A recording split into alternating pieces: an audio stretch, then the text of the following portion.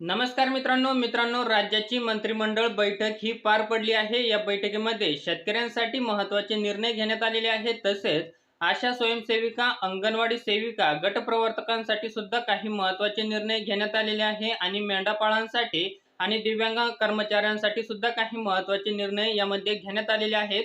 जी काही सविस्तर माहिती आहे, जे काही निर्णय घेण्यात आलेले आहे राज्य सरकारच्या माध्यमातून, ते आपण या व्हिडिओमध्ये सविस्तर पाहणार आहोत। व्हिडिओला कुठेही स्किप करू नका, शेवटपर्यंत नक्की बघा आणि आपण जर या चॅनलवरती पहिल्यांदा आला असाल तर चॅनलला सबस्क्राईब करायला विसरू नका, जेणेकरून आपल्याला असेच नवनवीन अपडेट हे मिळत राहतील। मित्रांनो, राज्याची मंत्रिमंडळ जी बैठक पार पडली आहे आणि या बैठकीमध्ये जे काही महत्त्वाचे निर्णय घेण्यात आलेले आहेत तर ते आपण इथे पाहू शकता।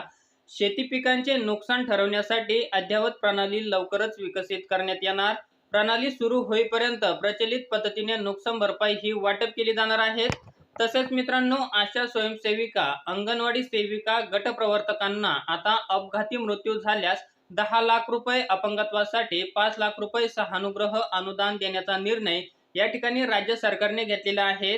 तर मित्रांनो, आता आशा स्वयंसेविका, अंगणवाडी सेविका, गटप्रवर्तकांमध्ये कोणाचा जर अपघाती मृत्यू झाला तर त्यांच्यासाठी आता 10 लाख रुपये अनुदान हे दिलं जाणार आहे।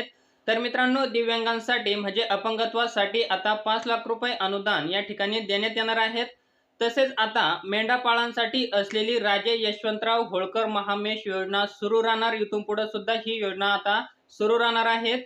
मेंढपाळ लाभार्थ्यांना लाभ हस्तांतरण प्रक्रियेतून डीबीटी रक्कम खात्यात जमा केली जाणार आहे। डायरेक्ट डीबीटीद्वारे म्हणजे आधार संलग्न बँक खात्यामध्ये त्यांची जी रक्कम आहे तर ही जमा केली जाणार आहे।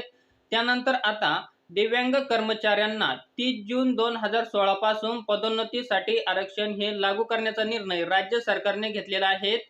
तर अशा प्रकारे मित्रांनो, राज्य सरकारच्या माध्यमातून जी राज्य सरकारची मंत्रिमंडळ बैठक पार पडली आहे, या बैठकीमध्ये हे जे काही महत्त्वाचे निर्णय घेण्यात आलेले आहेत।